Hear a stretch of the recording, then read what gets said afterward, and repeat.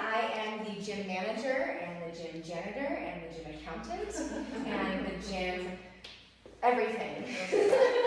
I just want to welcome you guys. If you're not members, welcome to Gym on Main. If you are members, what's up, posse? We are so excited to have Maggie teaching this this series of class. I can cry because every time she walks in, I'm like, Maggie, talk to me. What's new?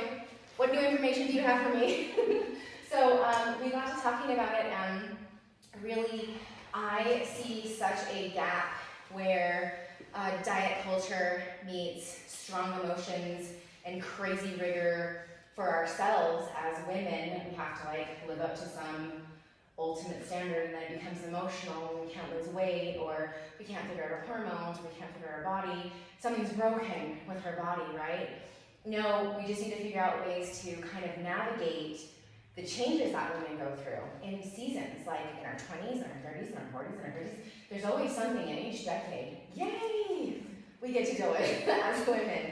So I am so excited to have Maggie teaching this course for us so that we can kind of take out the emotion and the sadness and the rigor that comes with weight loss or getting into health and wellness, and really just kind of put some logic behind it and some ideas that maybe we haven't thought about, or we've heard about it, but we don't know that much about it. So I think it's going to be quintessential for, and really exciting for our little community to have access to this kind of information. I'm a certified personal trainer and I'm a certified nutrition coach, but I don't do what Maggie does. And so this is really exciting to have this element in the gym. If you're not a member, I'd love you to come join us at Gym on Main. It's become a really non-judgment zone, super clean, and exciting to be here. So thank you guys for coming. Without further ado, please let me introduce you, Miss Maggie Tupper. Yes! Certified Health and Wellness Coach. We love you. All right. Yeah, Lindsay's been it's been super fun. Her support's been really, really fun. And if you've been around her, she's got fun energy. But anyway, it really does mean the world to me that you guys are here. And this has been, I want to give you a little background before, because most people around here just know me as the office lady. and I've come from a long history of health and nutrition. So I want to give you just a little background, because if we're going to spend 5 weeks together, I want you to have a little faith in me and know that it's freezing. Yes. Okay. It's like a hot flash or something. So my whole life, I've been just really interested in health and nutrition. I was that 12-year-old who went jogging every night, and whenever my mom was making food, I was, what's in that? Is that healthy? And when I try and think about where that came from, I think my mom was always she was like an aerobic teacher, and it maybe stemmed from that, but my whole life, when Google became a thing, I was looking up everything. So it's always been, I really wanted to know how my body worked and what food was doing to my body, and if I had an ailment, I wanted to find out why. So when I started training and teaching aerobics when I was 15 years old. My mom let me take the car to go teach. You guys remember Desert Palms in St. George? It was like the gym. And now when I think back, I'm like, that was kind of abusive for her to make me do that. But I went and I started teaching and training at 15 years old and got certified, and I was young. And it was really scary for me, but I loved it. So this started a long time ago. And then I continued on that path. I worked at the Greenbelt Health Spa in St. George. And some of you probably, now it's like, that's on fire? People with kids who play basketball, you've been there. It used to be a really fancy spa. It was actually in the top 10 health spas of the nation. A lot of people didn't even realize that. So I worked there until I was about 25-ish probably, and trained and taught classes, and it was, movie stars came. I worked with a lot of really cool people. I worked with Magic Johnson. Oprah came to my class once. So I have some experience in this. I have a history. And my life's just been really, I've lived like a second life. But it all started, so this is about 25, 26 years ago. This book came out. It's called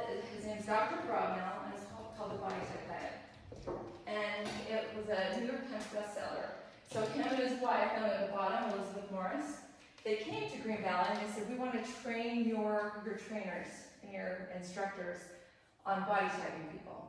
And so this author and his wife came in. I sat in a room with them for 2 weeks in intense training on how to body type people. And we thought, this is it. This is the answer. And they based it off different glands in the body. So there was thyroid, pituitaries, adrenals, and gonadals. And we based it off their dominant gland. And it was so interesting. And we dove in, thought this is it. And we put them on exercise and nutrition plans based on their dominant gland. So we learned how to body type people. And so we did it at the health spa. People would come for a week, we body type them, put them on their program, and then they'd leave. So we never got to see like the long-term results. But then we started doing it out in the community. And I can't remember how it came about, because my husband's from here. But anyway, we came up and we did like a lecture, and we ended up having like 10 clients up in Parowan, Perkin area. And so I had like 10 ladies, and they'd come up once a week, and we would do coaching, and we would make sure they were on their diet plan, their exercise plan, and they all lost a ton of weight. And we were so excited, and we finally hit it. This is it. And so they all did great. After their 6 months or whatever, good job. Hey, see ya. And 5 years later, we ended up moving here, and every one of them had gained their weight back. So I'd run into them in the grocery store, and be like, hi. I felt like, I'm sorry. Because I felt like I was part of that. I did that to them. And because they worked so hard and they did so well, and it wasn't, we missed the mark somewhere. So, of course, life goes on. I myself, probably 6 different times, have done this. And maybe some of you have too. You lose it, it comes back. You lose it, it comes back. And it's always been a struggle, and I'm always searching to find answers. And I'd say about 5 years ago, and it just so happened, I was at probably my heaviest, and my son had just been diagnosed with cancer, so I was already on PubMed, trying to figure out, reading stuff, and I love to read meta-analysis and studies and things like that. And really, so I just ran into some cool stuff. And I thought, this is interesting. And then I just really dove in deep, and I thought, I'm going to try out all this stuff on myself. So I started trying it all out on myself. And it started to work. And within a year, I was off my antidepressants that I'd been on for 27 years. I was happy. I wasn't hungry. I was putting on muscle.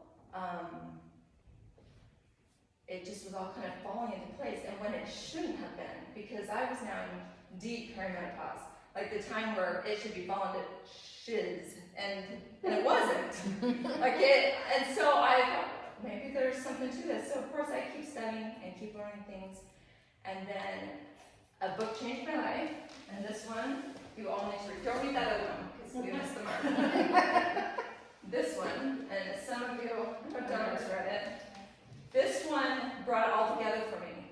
His name is Jason Fung. He wrote the obesity code, the diabetes code, and the cancer code, and he has some other ones, but those are the ones that were life-changing for me. And I remember reading this and thinking, oh, this is it. This is, hi, come in. And so now I have all this. Welcome. So now I have all this knowledge about this stuff, and I've seen it work, and I'm like making my husband do it, and it's working for him. And all this stuff is working out, and I'm like, well, what do I do with this? Because I'm sitting in church and I'm listening to people talk, and I'm sitting at work and listening to people talk, and I'm just thinking, oh my gosh, I could help them. Well, I don't have a credential. Like, who's going to listen to me? Me. And so one day I was listening to a podcast. This was about a year and a half ago, and I'd already gone back to school. I thought, I need to get my degree. I've got to do something so I can use this. I'll go be a nurse practitioner. I don't care. I need to be able, I just feel up fire in me, because I feel like I think we figured something out, and it's really cool. And I was listening to a podcast, and a lady mentioned that she had just graduated from the Institute of Integrative Nutrition. And I don't know if you hear the word integrative or functional medicine, if you know what that means exactly. So there's conventional medicine, which is we go to the doctor, and that's conventional medicine. They usually look at what's wrong with you, diagnose you, and prescribe you. So it's kind of the Band-Aid method. Functional medicine is going upstream. It's finding out the root. Why do you feel this way? And what is going on? And let's fix that upstream. So we're going to fix that. We're not going to give you pills. We're going to figure out what's wrong, and we're going to fix that. So that's what functional, in essence, functional medicine is. So integrative is both. So I'm an integrative health coach. So I ended up, I got to tell you so this is the place. So I heard this podcast, and I went online and filled out a form the next day, and they set up a call with me. And at lunchtime, sometimes I go over to the park, Heritage Park. It's like my me time. And they called me, and we talked, and everything they said. And so I started bawling. Pregnant. This being an old thing is weird. But I thought that is everything I believe. That is everything I believed in. And it's all in one place. I couldn't believe this place existed. And so I signed up right then. It was really expensive. And I said, sign me up, I'll pay the deposit. And I called my husband. I said, I just did a thing. And he was super supportive because he knew how much I love this. And how much it helped me. And my desire to help other people. And he said, do it. And it started the next week. I caught just in time. So, needless to say, it fell right in line with everything I believe. And doctors are now hiring health coaches because doctors are well aware that they are not getting the training they need in nutrition. My doctor flat out, my last conversation with him, flat out said it was about 10 hours, is what he said. We got 10 hours training on nutrition. And nutrition is the basis. That is what we put in our bodies. So functional medicine goes right off nutrition. Of course, there's other multidimensional factors, sleep, but nutrition is a huge part of that, and our doctors don't even have time to even study that. So a lot of doctors are using health coaches now to kind of fill that gap.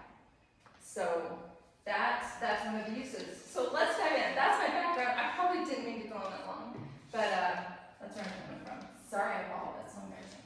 Okay, so we're going to talk about that stubborn 10 pounds. And of course, I felt like I was stubborn 40. But, so anyway, before we go on, we need to talk about the standard American diet, SAD. That's kind of ironic. It's called SAD. So It's very sad. and the recommended daily allowance.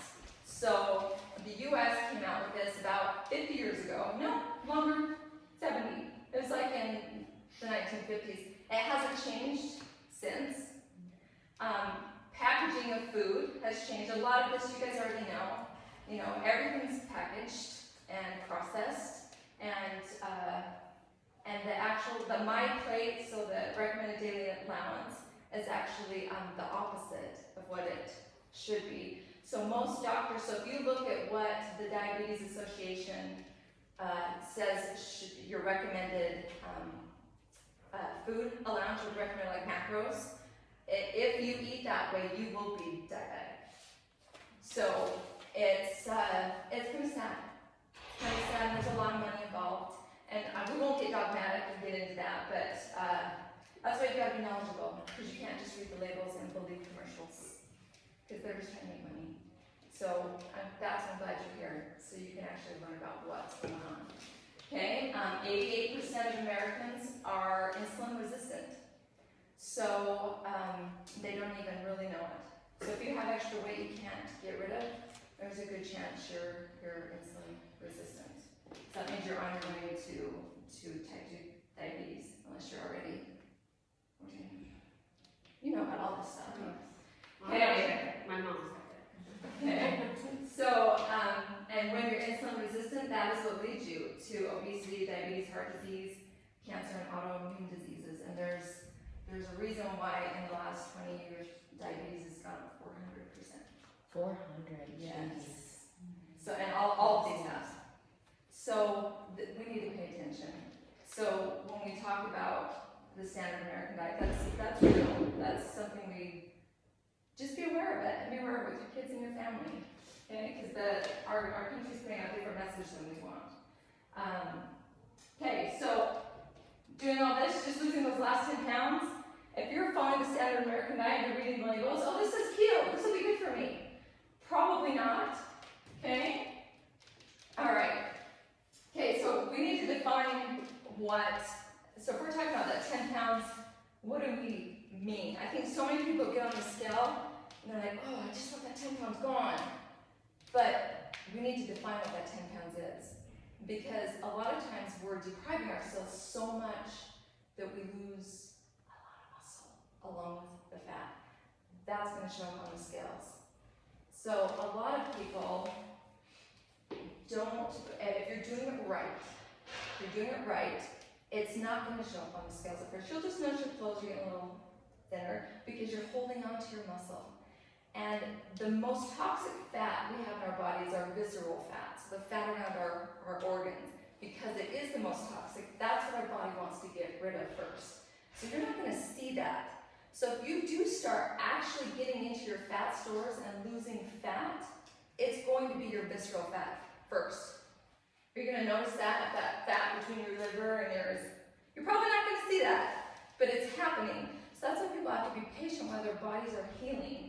Because it's not going to show up on the scales a lot because you're probably holding onto your muscle, and fat, it takes up a lot of space, but it doesn't weigh very much. Okay, so you need to keep that in mind. The subcutaneous fat, that's the fluffy stuff.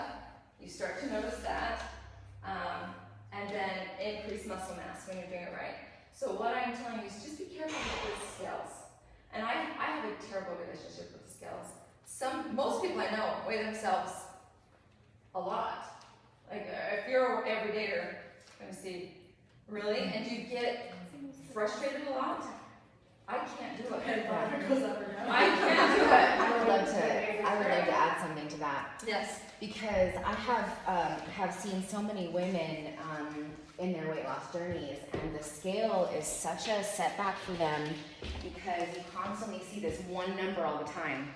And that is what your brain is programmed to see. So it's going to constantly show up. And I have trained women, say 5 types of women. I can name all my clients. 5 women, all weigh the same, completely different body composition. You just cannot label yourself with a number. It's just impossible. The BMI, the body mass index, is completely outdated. Totally and utterly. Weighing just feels like it's just this stigma of, oh, we need to be 120 pounds. Oh, we need to be 130 pounds. We don't. It matters not how much force of gravity we are putting into the ground, ladies. If you're weighing yourself every day, I challenge you to stop. and change And measure it another way. Yeah, and you're one who's into use a different stat. Like actual measurements, or your skating hands. Yeah. That's usually what I go by. My ooh. Tapes. I just do a waist. Just measure your waist, tape your waist, and see what you do. Because a lot of people will say, "Oh, muscle weighs more than fat." No, it doesn't. It's just fat takes up this much room. 1 pound of fat takes up this much room. 1 pound of muscle takes up this much room. So that's what we're looking at. That's when Maggie says it's lighter, but it takes up more. I have a perfect example. Thank you. Yes. Thank you. When I first started this journey, I didn't really know how much I weighed, so I thought I'm just going to measure myself. So I had lost 18 inches. I was doing my biceps, my chest, just the major. So I lost 18 inches, and I was stoked. And so I thought, okay, I dare stand on the scale now, and I only lost 6 pounds. And so I, at first, just know my instinct was to be like, but then I started thinking about what I know, and what I know, that was actually really good news. I had held on to my muscle, so that means I was boosting my metabolism, and that was actual fat I lost.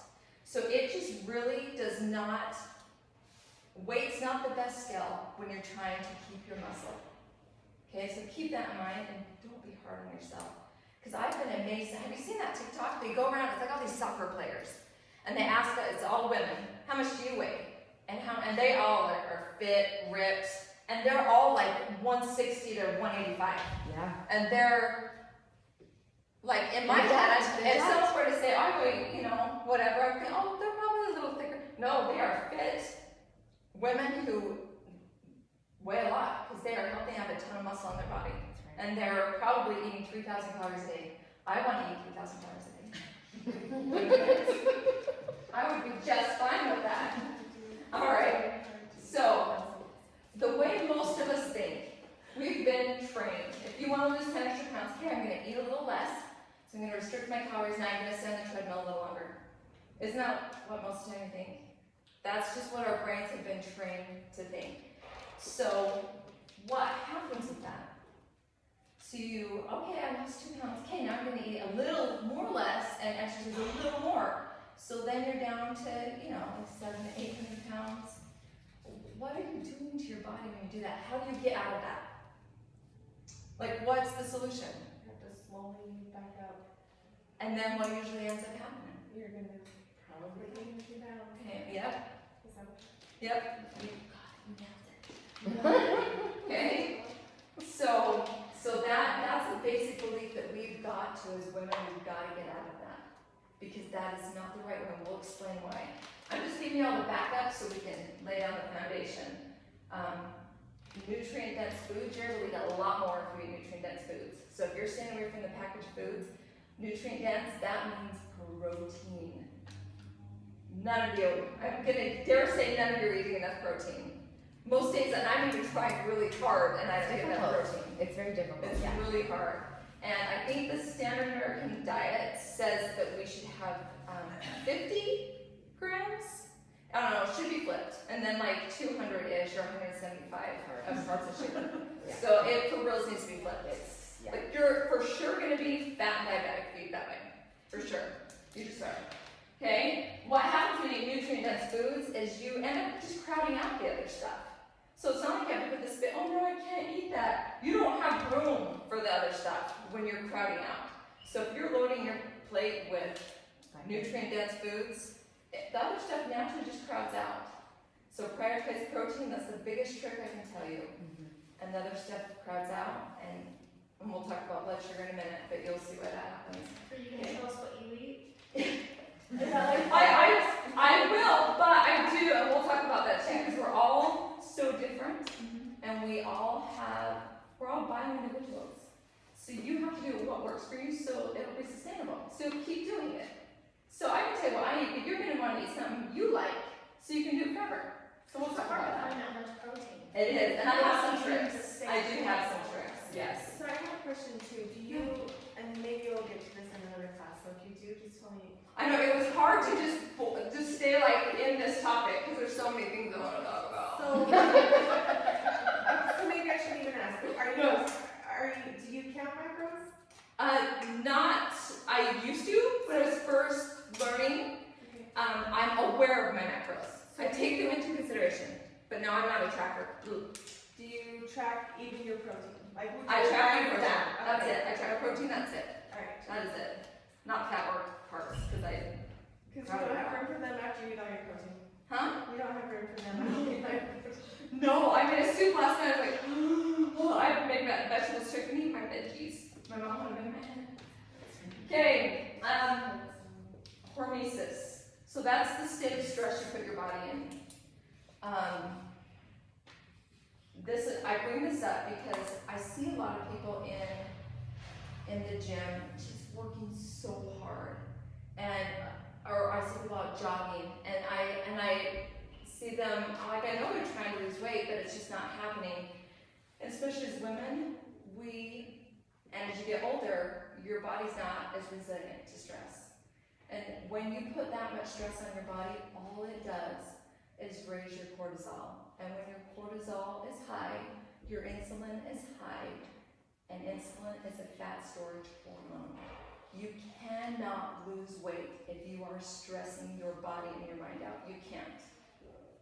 Science backs it. It's all the latest research. I can give you the PubMed papers. You can read it. Okay? So keep that in mind. We're going to talk about that too. Okay? Alright, I'm going to give you a little example. So I was having my skinny moment about, 10-ish years ago, and me and my husband decided to do triathlons, and I thought, I'm going to get skinny. And I started eating a half a protein bar every 2 hours. That's what I lived on for months. And I got really skinny and was doing races Morgan was there with us because Butch was coming. We had a lot of fun. We did a lot of triathlons.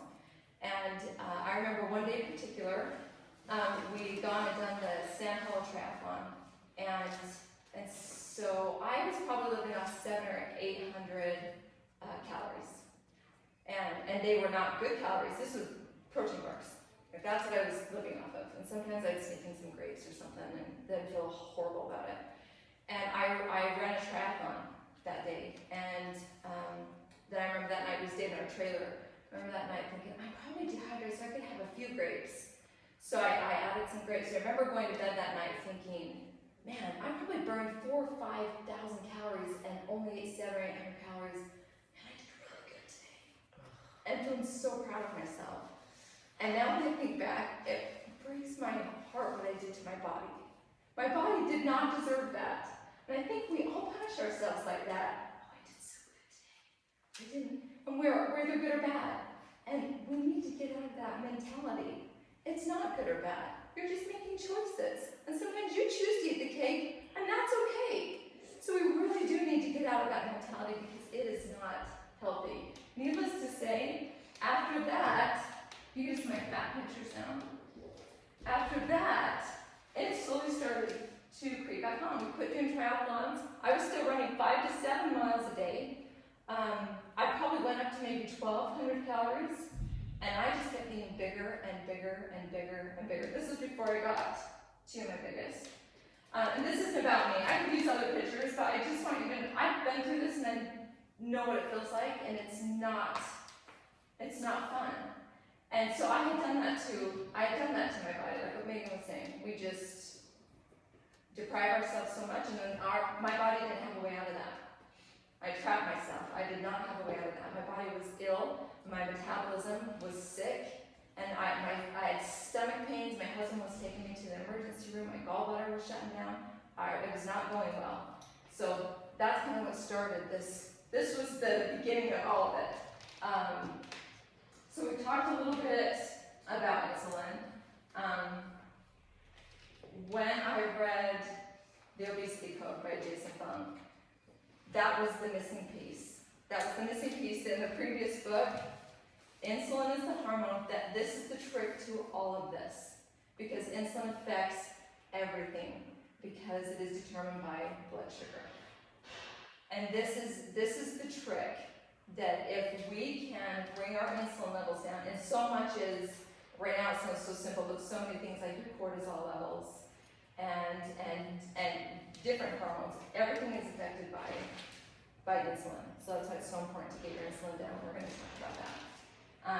And we talked about 88% of Americans are insulin resistant. Insulin is a fat storage hormone. So you need to remember that as we're talking about this. Because if your insulin's high, you can't lose fat. It will lock it up. So whatever is causing your insulin to rise, whatever it might be, whether it's high blood sugar or stress or lack of sleep, you will not lose weight if you've got high insulin. It's impossible for your body to let go of it. Okay? A sign of this is big energy dips, because you're a sugar burner. We're going to talk about that. Cravings, because you're a sugar burner. Poor sleep, because your hormones are off. Fat burners, we're going to talk about the difference. Fat burners use fat for fuel. So once you get your insulin down, your body learns how to use your fat for your fuel. So it's not going to that sugar or the glucose or the glycogen anymore. It's going to your fat to fuel your body for energy. Okay? Also called fat adaptation, right? Yes. Yep. Yeah, when you're fat adapted. Yep. Your energy increase, decreasing cravings, hormones normalize, body recomposition happens. Okay, so so here's your baseline right here. Okay, up here is your sugar. When I say sugar, I mean sugar and carbohydrates and glucose, all kind of the same. Okay, so that's the sugar burners up here. Here's the baseline. Here's the fat down here. Most of us wake up in the morning, so here's the baseline, and we'll have our smoothie and our toast. Here goes blood sugar and insulin.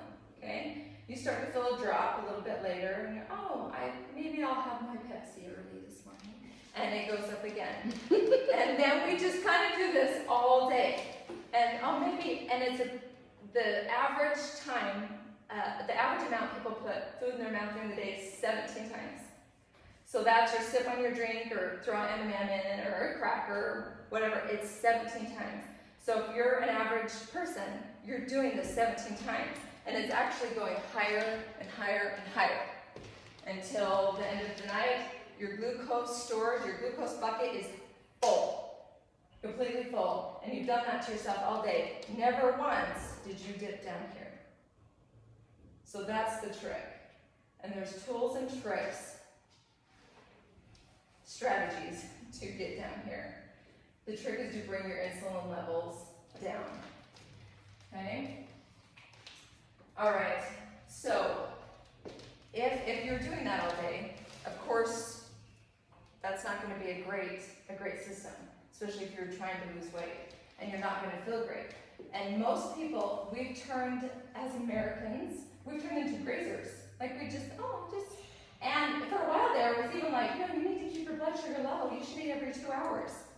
Our bodies weren't actually made to do that. That's not the way our body was designed to work. Our body likes using fat as fuel. It's called ketones. So when you hear people say I'm in ketosis, or the ketogenic diet is based off burning ketones. Because you want your body to be down here. So you've got to get your body down there. And of course, what are you going to do? You're going to lower your sugar. You're going to lower your carbohydrates. Does that mean forever? No, you've got this big bucket of glucose that you've got to start to deplete. You've got to get rid of it. So there's different things, and I want to get into all of it so bad, and in our other classes we're really going to dive deep into that stuff.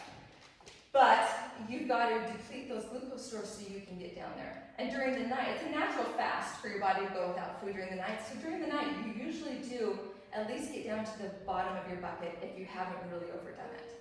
So if you're trying to eat healthy and clean, you're getting close, but then you start right off in the morning. And then usually people start off with a smoothie or you're not starting out with protein and fat. Protein and fat, if you're prioritizing protein and fat, it's going to help you deplete those glucose stores because you're going to force your body to dip down here. So every once in a while you can go back up here, but you want to spend most of your time down here.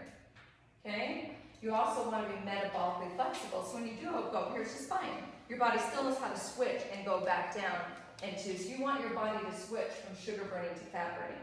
Right now, if you've got weight you cannot lose, there's a good chance you're probably spending your time up here in sugar burning mode. Does that make sense? Yeah? Can you talk a little bit, Maggie, on the effects of, like, once you've been up here for so long, there will be sort of an energy shift if you're getting down below the levels of the insulin levels up here, or the high glucose levels up here. There's going to be a little bit of an energy drop like at the beginning, but your body adapts quickly. Yes, and you'll and now I can feel my body now as soon as it switches. I get like a weird taste in my mouth. I feel like almost a buzz, like a high almost, because ketones, they give you like clarity of brain, and you kind of lose your brain fog, and you just feel good. And that's the way our bodies were meant to run.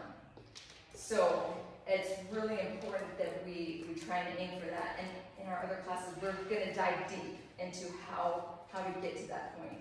But for now, be aware of it. Okay? Okay, one of the main things I want to talk about is this word autophagy. I think it was in 2016, the Nobel Prize winner wrote a paper and did this huge study on autophagy. And what happens with autophagy is when your glucose stores, they're spent, and you're now down burning fat for fuel, your body goes into a state called autophagy. And what happens in autophagy is your body is like your clean-out system. Your body actually, your cells, so your senescent or zombie cells that are in your body actually get killed off.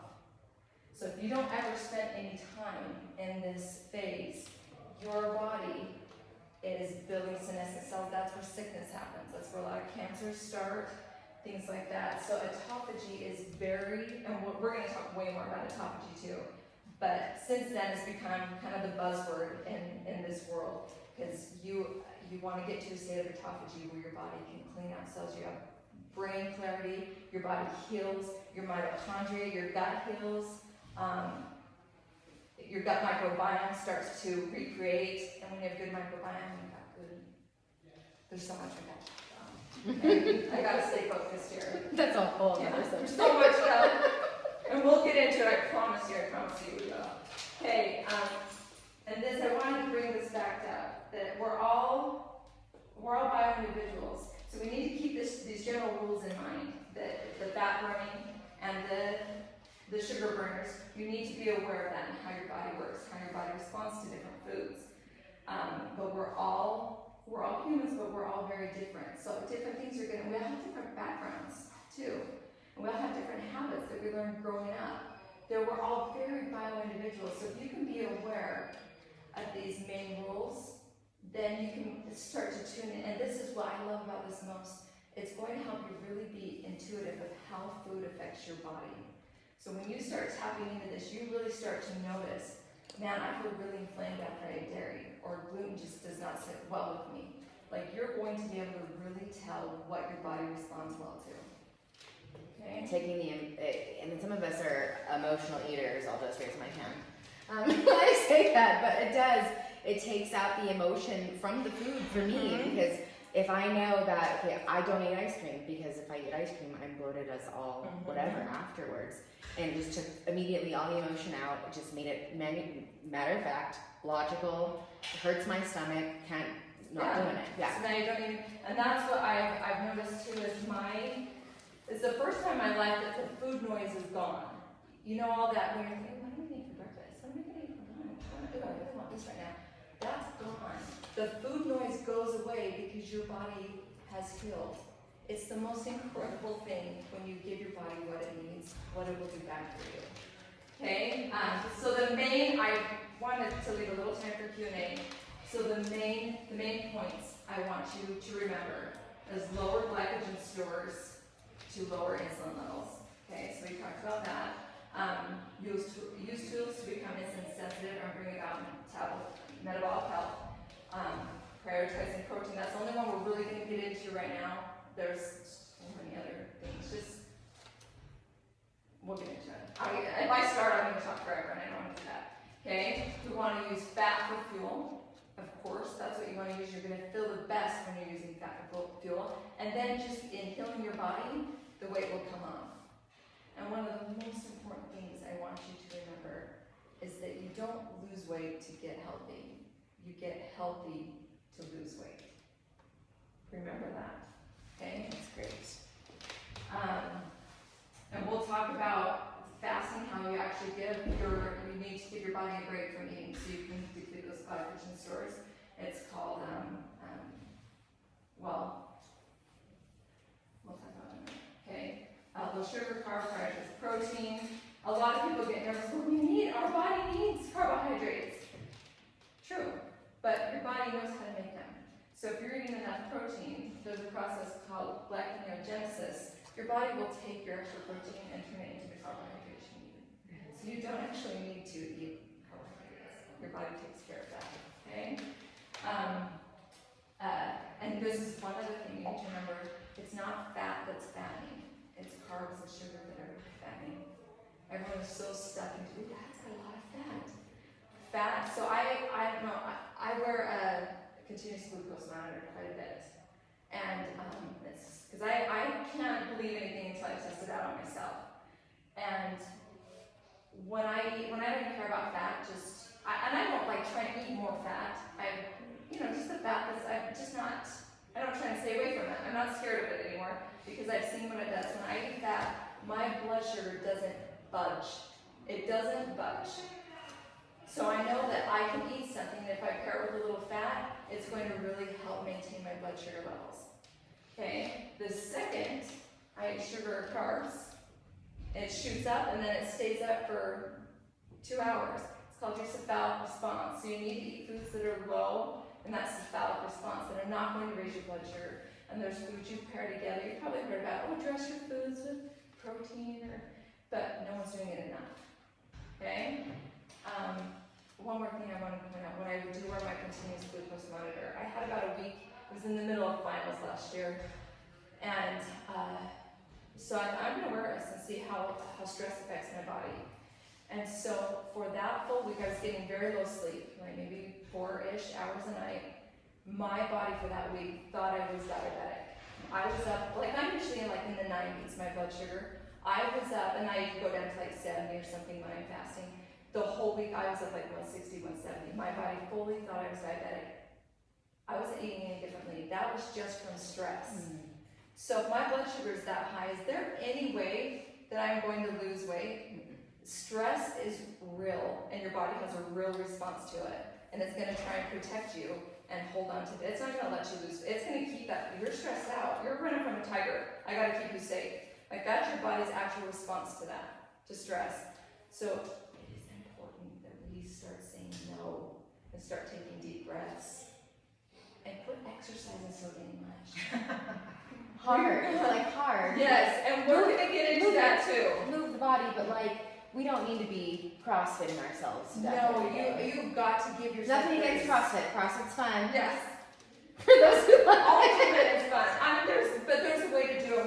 We're gonna get into that, but you've got to give your body grace, and you've got to really pay attention. And there's ways to track these things, and we're gonna talk about that too. But hopefully that at least gave you a bit of a picture of kind of what we're going to be getting into.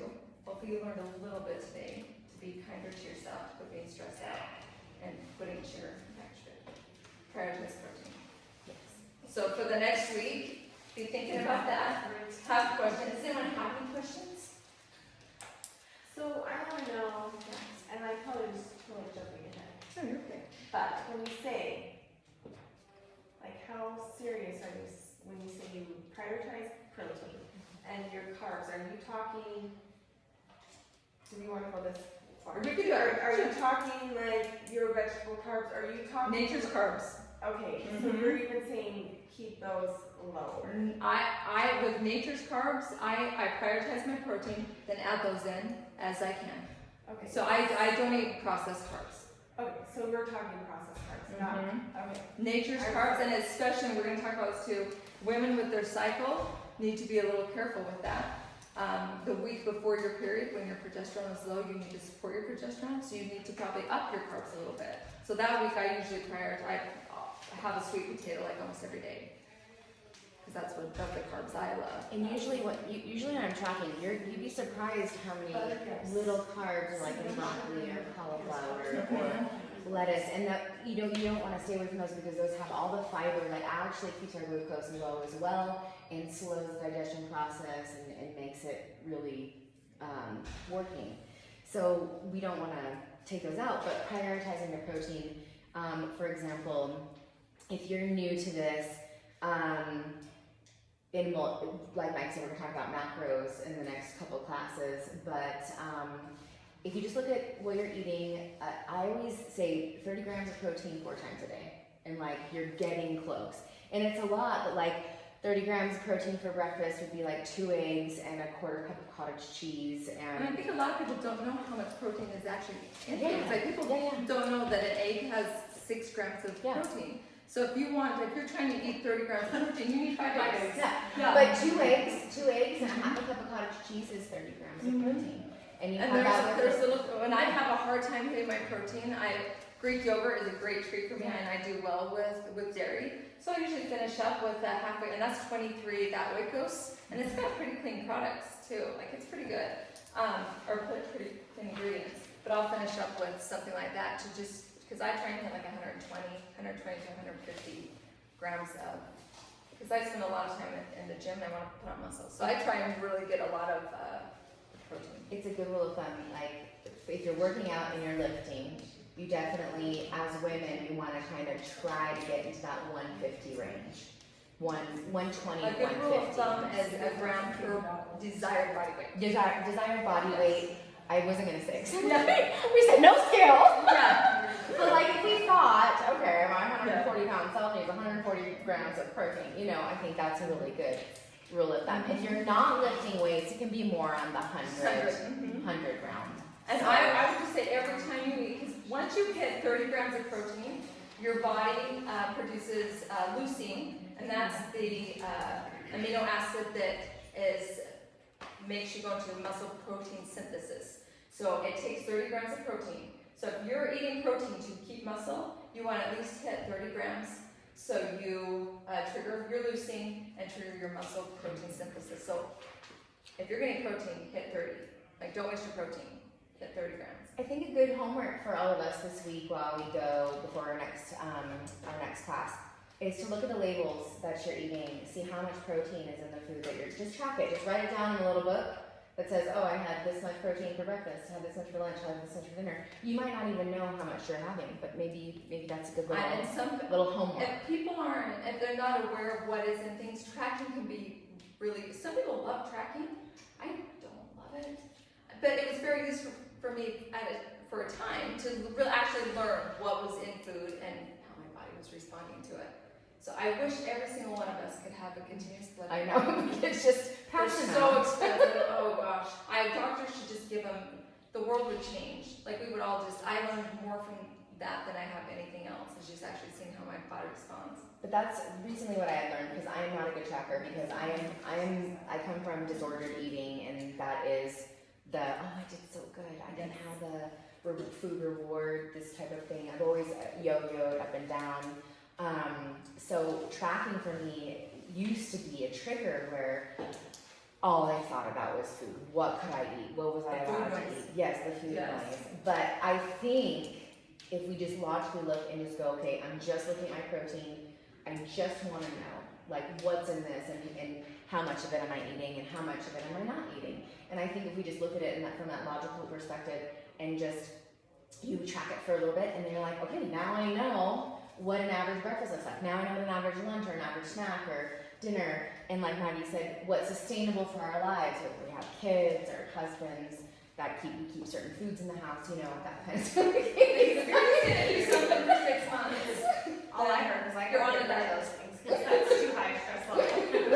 I gotta chill out. Children and husbands go. I can't lose weight, I'm stressed. I gotta chill out. She said no stress, so they gotta go. That's all I heard. Talking sense, yes. No, we can't. Yeah. It's not We good. all have depression syndrome, and we're not gonna lose weight, we're gonna be stressed out with antidepressants and anxiety if we keep doing this to ourselves. Yeah.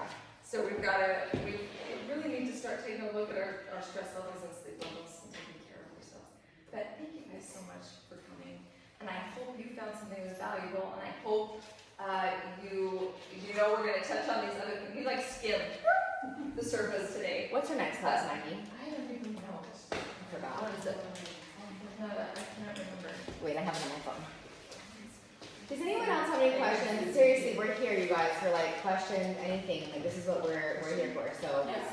any questions, please? Like, what, like, do you think, how many hours of sleep should I be getting? How old are you? 20. Almost Okay. 20. Okay, because I would say, teach your listen. I'd say if you're a teenager, like you sleep as long as you need. I'm mad I know my kids are, It's like 10 hours for teenagers. Yes. Your hormones and your brain So are you- developing. everyone should be aiming for 8 hours. And do you track your sleep at all? It's usually like 4.5, 5 hours, like, energy. Oh, no. Yeah. No. We gotta get it. I'm gonna not to go lose weight. I'll- I figured out my issue because I wasn't losing weight and then Yeah. I started plateauing when I Yes. was taking melatonin because I've been taking it for like 12 or 13 And do you years. track, like, do you know how much deep sleep and how much REM you're getting? No. Because that's a good, like an Apple Watch or something, that would be a good. That'd be good. But if you're at least, and do you wake up a lot during the night too? No. Well, that's good, because you're so I will tell If you you. could start winding down a little earlier. Yeah. Screen time on. Mm-hmm. I would. Get rid of that blue Yeah. light. I off my phone and seriously sit there for hours and not sleep. If we're Or need to not. start winding down. And it Yeah. starts in the morning with, so your body starts producing melatonin in the morning. So if you can see the sunrise, you can actually go out in it. That vitamin D starts creating melatonin, and it will help you sleep better that night. Oh, so if we actually get up. So you're not gonna sleep. You should. Take a But if we don't get those, if we don't get at least as women, I'm gonna go. It says what I've read 6 to 8, but really it's 7 to 8 hours of sleep. We're not producing a crucial hormone that is, I think it's leptin, but correct me if I'm wrong, I don't know which one. it is. Ghrelins are hunger hormone, and leptin, so it increases your leptin and makes you more hungry. Yes, makes you Yes. more hungry, but it's, the hormone, body does not work well if we're not sleeping properly, which is why some of us are more grumpy if we don't get enough sleep. It's like, oh, I don't get enough sleep. Yes, sexual hormones are. Gosh, I whipped, that day because I'm just like, I don't get enough sleep. So sleep is huge. Prioritize protein and sleep. Oh, and I was gonna say, I have yet to practice this. I really am trying to turn a new leaf. I turned 45 this week, so I'm trying to Oh, turn happy a birthday! whole lot of goals. But it's the calming the vagus nerve. So I've been yes, like reading up a lot on super deep breathing, like through the nose. You know where. I had to go to the bathroom before this. Yes, yes, and it calms down. Diaphragm. Yes.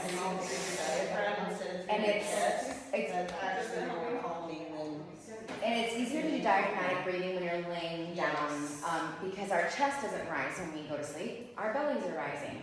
But our chest rises when we're standing up because if I took a deep breath, I all of a sudden look like I have 10 pounds on me. I'm a classically trained singer too. And if you see any chest breathing with an opera singer, they're doing it wrong. They are made, there's a saying, the fat lady sings, they're not joking, because the bigger your cavity is in your diaphragm area, the more sound you're going to produce. But that also is extremely calming to the vagus nerve. So if you're singers, sing, hum, breathe from your belly. Belly breathing is all calming. And look up a couple different breathing practices. They really are so helpful, especially before bed. Yeah. And there's one. My favorite is the 4-7-8. Breathe in for 4, I hold for 7, release for 8, and I do it like 4 times. It's amazing, and my sugar goes down when I do it. Like It's immediately. crazy. It's crazy. Any other questions? Thank you guys. Next week is our tools to hack your metabolism. Oh, we're gonna get into the nitty-gritty. Some good tools, yeah. You all have my number. If you have any questions during the week, I'm here available. I'm so serious. I feel so passionate about this information that if you're in the week, you're like, I have this question, but I don't want to wait till Monday to ask it. Text me. If I don't know the answer, I'll text her. So we'll see you guys Monday. Thanks. Thank you. Oh, thank you. Yes, perfect. Thank you. Thanks so much. You guys have a good week.